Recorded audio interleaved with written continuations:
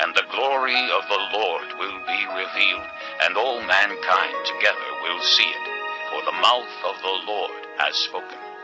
A voice says, "Cry out." And I said, "What shall I cry?"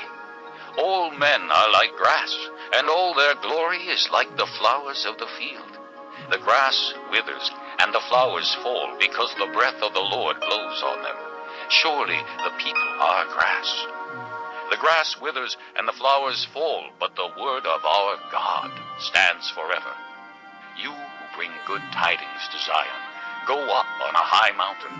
You who bring good tidings to Jerusalem, lift up your voice with a shout. Lift it up. Do not be afraid. Say to the towns of Judah, "Here is your God."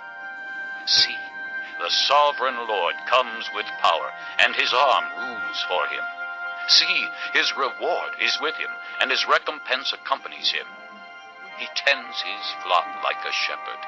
He gathers the lambs in his arms and carries them close to his heart. He gently leads those that have young. Who has measured the waters in the hollow of his hand, or with the breadth of his hand marked off the heavens? Who has held the dust of the earth in a basket, or weighed the mountains on the scales and the hills in a balance? Who has understood the mind of the Lord, or instructed him as his counselor? Whom did the Lord consult to enlighten him? And who taught him the right way? Who was it that taught him knowledge, or showed him the path of understanding? Surely the nations are like a drop in a bucket. They are regarded as dust on the scales. He weighs the islands as though they were fine dust. Lebanon is not sufficient for altar fires, nor its animals enough for burnt offerings. Before him all the nations are as nothing. They are regarded by him as worthless and less than nothing. To whom then will you compare God? What image will you compare him to? As for an idol, a craftsman casts it, and a goldsmith overlays it with gold, and fashions silver chains for it. A man too poor to present such an offering selects wood that will not rot. He looks for a skilled craftsman to set up an idol that will not topple. Do you not know? Have you not heard? Has it not been told you from the beginning? Have you not understood since the earth was founded? He sits enthroned above the circle of the earth, and its people are like grasshoppers. He stretches out the heavens like a canopy, and spreads them out like a tent to live in. He brings princes to naught, and reduces the rulers of this world to nothing. No sooner are they planted, no sooner are they sown, no sooner do they take root in the ground than he blows on them, and they wither, and a whirlwind sweeps them away like chaff. To whom will you compare me? Or who is my equal? Says the Holy One. Lift your eyes and look to the heavens.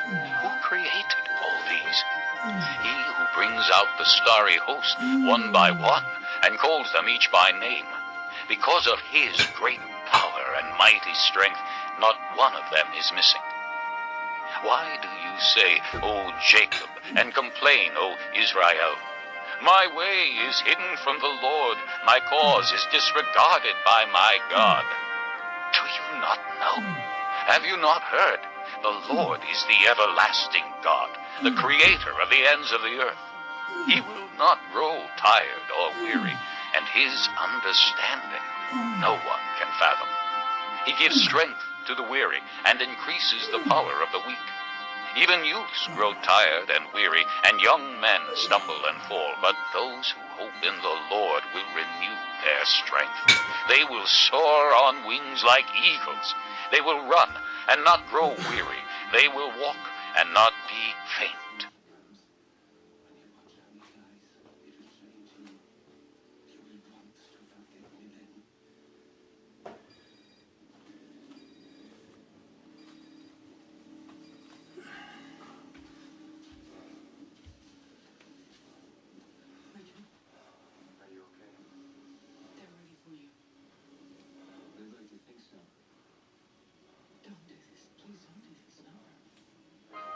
Chapter 41.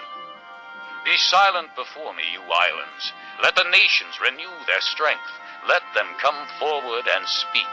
Let us meet together at the place of judgment. has stirred up one from the east, calling him in righteousness to his service. He hands nations over to him, and subdues kings before him. He turns them to dust with his sword, to wind-blown chaff with his bow. He pursues them and moves on unscathed, by a path his feet have not traveled before. Who has done this, and carried it through, calling forth the generations from the beginning? I, the Lord, with the first of them and with the last, I am he. The islands have seen it and fear. The ends of the earth tremble. They approach and come forward. Each helps the other and says to his brother, "Be strong." The craftsman encourages the goldsmith, and he who smooths with the hammer spurs on him who strikes the anvil. He says of the welding, "It is good." He nails down the idol so it will not topple. But you, O Israel, my servant, Jacob, whom I have chosen, you descendants of Abraham, my friend, I took you from the ends of the earth. From its farthest corners I called you. I said, "You are my servant." I have chosen you and have not rejected you. So do not fear, for I am with you. Do not be dismayed, for I am your God. I will strengthen you and help you. I will uphold you with my righteous right hand. All who rage against you will surely be ashamed and disgraced. Those who oppose you will be as nothing and perish. Though you search for your enemies, you will not find them. Those who wage war against you will be as nothing at all. For I am the Lord your God, who takes hold of your right hand and says to you, "Do not fear, I will help you." Do not be afraid, O worm Jacob, O little Israel, for I myself will help you, declares the Lord your Redeemer, the Holy One of Israel. See, I will make you into a threshing sledge, new and sharp, with many teeth. You will thresh the mountains and crush them, and reduce the hills to chaff. You will winnow them. The wind will pick them up, and a gale will blow them away. But you will rejoice in the Lord, and glory in the Holy One of Israel. The poor and needy search for water, but there is none. Their tongues are parched with thirst.